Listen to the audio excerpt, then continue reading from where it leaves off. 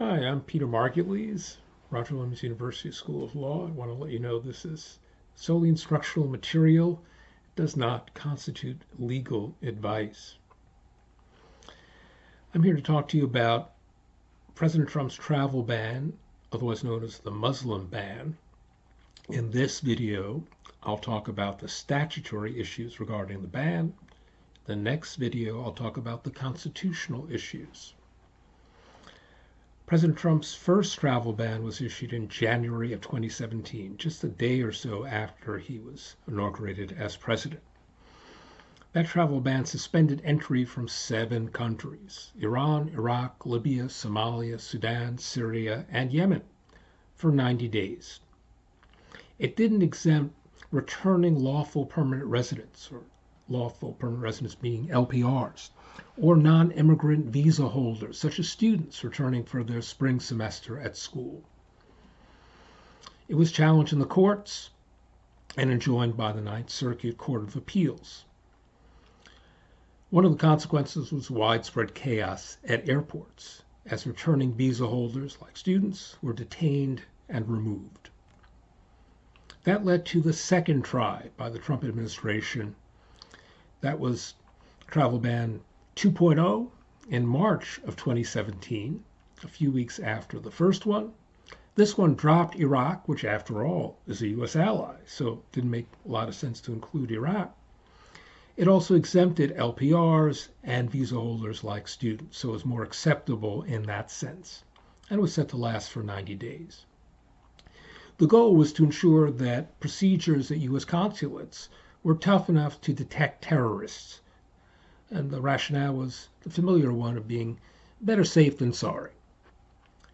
This version, the second, was also enjoined by the courts, and that led to travel ban 3.0 in September of 2017. This ban included an indefinite bar on nationals from Chad, which was added, Iran, Libya, North Korea, which is odd because North Korea doesn't even allow people to leave, also Syria and Yemen, plus Venezuela in a more limited ban, a more targeted one that just included leaders of the regime plus their families and associates. This ban, too, was initially enjoined in the courts, but in a bad sign, the Supreme Court stayed those injunctions. And that's reflected the fact that the Supreme Court might not have bought the challenger's case on the merits. Indeed, this turned out to be exactly what happened. And in January 2018, the Supreme Court granted certiorari in this case. There were approximately 50 amicus briefs, maybe more, filed for Hawaii, which challenged the ban. I was co-counsel on one brief for law professors, immigration law professors to be exact. My co-counsel was Professor, now illustrious Associate Dean for Diversity, Inclusion, and Equity, Shobha Sivaprasad Wadia of Penn State Law. We were joined by Alan Schoenfeld of the prestigious law firm of Wilmer Hale. So, landmark case with a lot of parties participating, former national security officials, commentators throughout the political spectrum, and interestingly, the Fred Korematsu Center, named after an exonerated victim of the World War II Japanese-American internment, which figures later in this case, as we'll discuss in our second video. The hook here for President Trump's proclamation was a particular section of the Immigration and Nationality Act called 8 U.S.C. Section 1182F. This was added in 1952 during the Cold War with the Soviet Union, was then, of course, under communist rule. Under 1182F, the president can deny entry to all aliens or any class of aliens, or restrict any entry in any ways that the president deems appropriate, where, and this is the big substantive test, where entry would be detrimental to the interests of the United States. That's a pretty sweeping test. To discuss how this particular provision fits in with the rest of the immigration statute, a little background is in order, and we'll take you here back to 1952 when this section was added. Now, at that time, you got to bear in mind we still had national origin quotas. We still had legalization of discrimination hardwired into the immigration statute.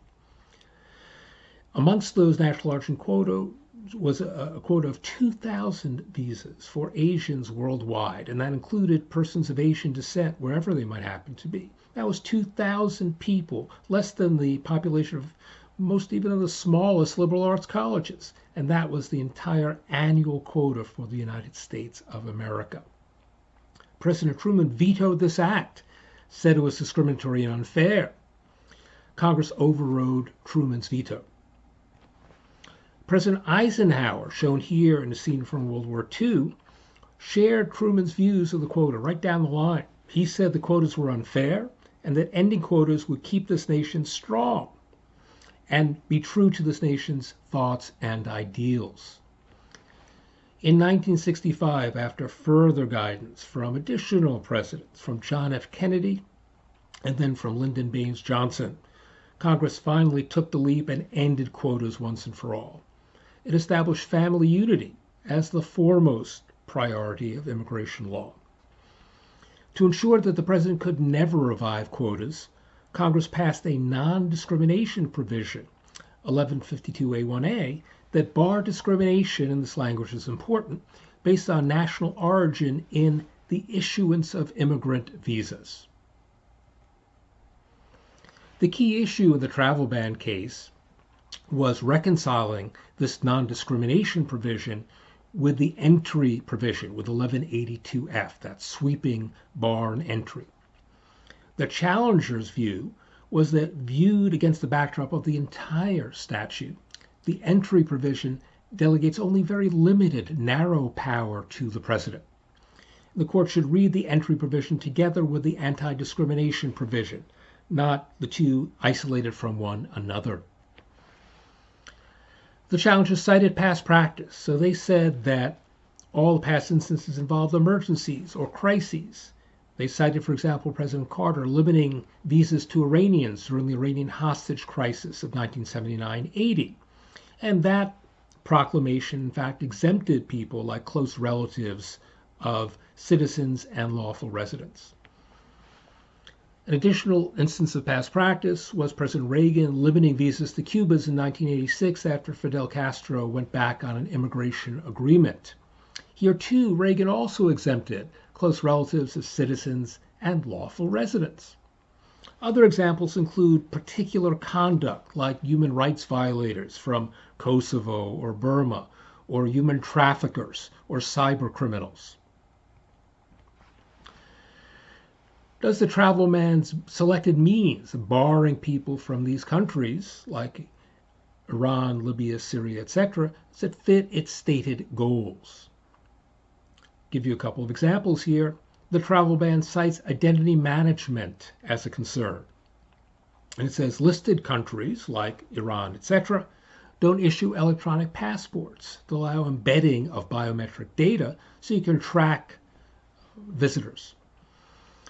In addition, the administration said that listed countries like Iran don't report lost or stolen passports. There's a problem with these claims by the administration, though, and that is that the claims weren't true. According to the excellent David Beer, an immigration analyst at the Cato Institute, several of the listed countries, for example, Somalia, do issue electronic passports, while there are dozens of unlisted countries that do not issue those passports. So what sense does the ban make? By the same token, several listed countries also diligently, carefully report all lost or stolen passports because they don't want those passports out there causing trouble. And Iran is one of those countries that does report. But here again, there are over 100 unlisted countries, including India and China, that don't report lost or stolen passports. That's a heck of a lot of lost or stolen passports that are unaccounted for and are available for use by traffickers or terrorists. What about the court's statutory holding? Chief Justice Roberts wrote for the majority. Unfortunately, he viewed the statutory issue as a slam dunk for the government. According to Roberts, Section 1182F, the entry provision, exudes deference in every clause. The three versions of the travel ban, according to Chief Justice Roberts, just merely showed the government was being careful. And Travel Ban 3.0, Chief Justice Roberts pointed out, went through an interagency process, giving additional signs that the government deliberated carefully. In fact, they probably didn't deliver all that carefully. President Trump said do it, and they did it. But that was enough for the court. And as to past practice under 1182F, Chief Justice Roberts said the challenge is reviewing this way too narrowly. For example, he said Reagan's Cuba proclamation wasn't about an emergency at all, but in fact was about a long-running diplomatic dispute.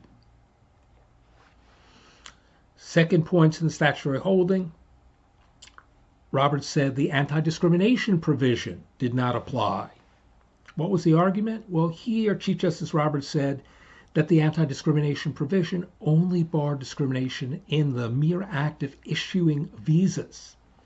But he said that the entry provision dealt with a whole other matter, which is entry. And he said those are two entirely different things. He pointed out, for example, that when a foreign national tries to enter the United States, immigration officials at a port of entry like Logan Airport in Boston can always deny entry, even if that person has a lawful visa, if that person turns out upon final inspection to be inadmissible. For example, has some kind of communicable disease of public health significance, like, God forbid, COVID or TB, tuberculosis. So Roberts said, well, because the officials at entry can always do that, can always bar entry, there's a difference between entry and the issuance of a visa, and the non-discrimination provision only applied to visa issuance. Never mind that means that it's divorced from the whole point of having a visa, which is to be able to enter the United States. So it's a rather artificial distinction, it seems to me, but that's the distinction the court made. So summing up, President Trump tried 3 different versions of the travel ban. The third time was the charm. The court viewed the trial and error process not as a sign of confusion, but as a basis for deference. Chief Justice Roberts said the entry provision exuded deference in every clause, and he read it very broadly. In contrast, he read the Immigration Act's anti-discrimination provision, 1182A1, very, very narrowly, as covering only that physical act of visa issuance, not actual entry into the United States. The statutory holding here fit the court's historic deference to the president on issues like foreign nationals hoping to enter the United States. That is, these what I call outside issues of the United States' relationship to the rest of the world, foreign affairs or national security. That's where deference is at its height. So that's the statutory issues and how the court resolved them. Let's go on to the constitutional issues in part 2.